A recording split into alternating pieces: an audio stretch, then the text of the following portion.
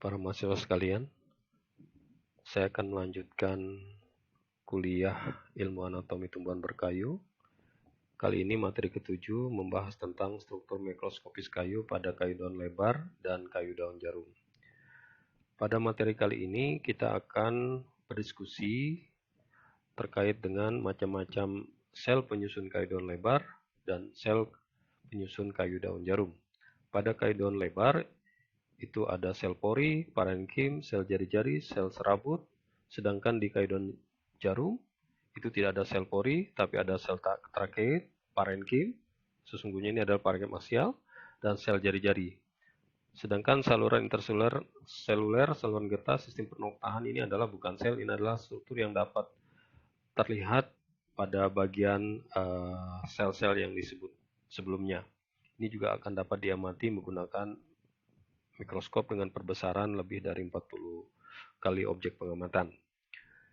Ini variasi struktur anatomi maksudnya adalah dengan adanya perbedaan sel-sel penyusun kandungan lebar dan kandungan jarum, maupun nanti ada perbedaan pola susunan, pengelompokan dari masing-masing sel penyusun kayu, maka terjadilah variasi struktur anatomi antar golongan kayu ini maupun antar jenis dalam satu golongan. Maksudnya adalah antar jenis antar kayu daun lebar dan jenis antar kayu daun jarum.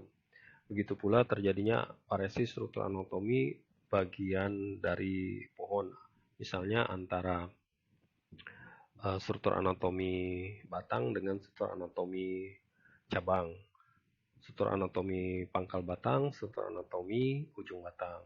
Ini disebabkan adanya perbedaan pola, bentuk, susunan dari sel penyusun kayu yang saya sebutkan tadi. Sebelum saya lanjutkan materi yang di slide kedua ini, saya ingin mengkoreksi di handout yang sudah saya bagikan. Di situ saya beri tanda silang, dikoreksi. Yang dimaksud di sini adalah pembuluh itu tidak terdapat pada kayu daun jarum, tapi hanya terdapat pada kayu daun lebar. Saya ingin menjelaskan ilustrasi 3 dimensi ini diwakili oleh kayu daun lebar. Ini adalah pengamatan struktur mikroskopis kayu, yang mana dari ilustrasi ini kalian bisa melihat 3 penampang kayu. 3 penampang kayu ini bisa dibedakan dari sel penyusunnya, bentuk sel penyusunnya maupun pola sel-sel itu tersusun.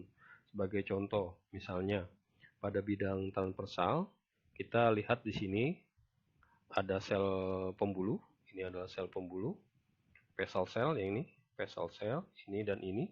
Pada bidang transversal terlihat sel pembuluh itu relatif berbentuk bulat atau oval, ada juga yang berbentuk persegi, yang lancip di ujungnya, tergantung dari jenis kayunya. Sementara pengamatan di bidang tangensialnya, sel pori ini atau pembuluh ini terlihat memanjang. Makanya sel pori merupakan salah satu disebut juga dengan sel berorientasi aksial atau longitudinal, atau lebih singkat disebut dengan sel-sel aksial, karena dia arah pertumbuhan memanjangnya searah aksial, memanjang searah sumbu pohon.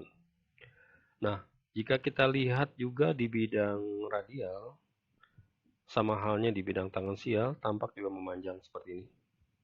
Sangat beda bila kita mengamati sel pori ini di bidang transversal.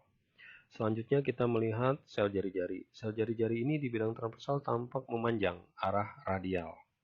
Sedangkan di bidang tangensialnya, kita lihat sel jari-jari ini tampak kedua sisinya berbentuk cembung. Ya, sangat berbeda dengan penampakannya di bidang transversal.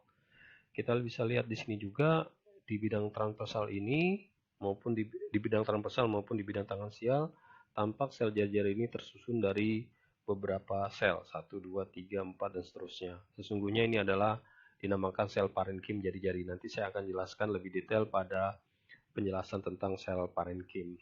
Nah, bagaimana sel jari-jari ini tampak pada bidang radial? Pada bidang radial berbeda dengan transversal maupun tangensial. Bidang radial tampak jari-jari berbentuk seperti kotak memanjang seperti ini disebut dengan sel baring. Ada juga yang tegak, jadi satu kesatuan, selaput. Ini satu selaput dinamakan sel jari-jari, sehingga bentuknya berbeda antara bidang radial, tangensial, dan transversal. Nah, salah satu penciri yang sangat jelas membedakan ketiga bidang ini adalah melalui pengamatan sel jari-jarinya. Selanjutnya saya akan menjelaskan tentang sel serabut. Kita lihat sel serabut di sini di bidang transversal bentuknya juga cenderung bulat, ya. Hanya saja dia lebih kecil dari sel pori dengan dinding selnya lebih tebal. Sementara sel pori ini dinding selnya tipis, rongga selnya besar. Sel serabut ini rongga selnya kecil tapi dinding selnya tebal.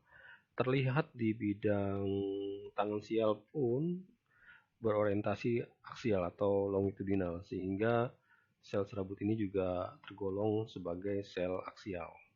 Sama juga di bidang radial, semua sel yang berorientasi aksial atau longitudinal pada kedua bidangnya, yaitu bidang radial dan bidang tangensial, pasti terlihat memanjang seperti ini.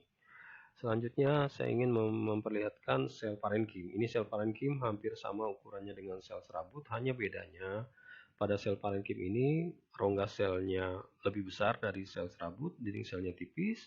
Begitu juga tampak di bidang tangensial, tidak terlihat di sini ya. Tampak di bidang radial dia memanjang. Hanya bedanya kalau di bidang radial tampak di sini sel parenkim lebih pendek dibandingkan dengan sel serabut. Ini bisa dilihat ada sekat di sini. Ini yang menandakan sel parenkim pengamatan di bidang radial. Ini satu sel parenkim, dua sel parenkim, tiga sel parenkim. Nah, ini adalah nokta, sebagaimana yang saya sebutkan di awal tadi. Ini adalah nokta yang penghubung antar sel melintang, antar sel. Ini adalah bidang perforasi yang hanya terdapat pada sel pori. Ini adalah sama dengan nokta.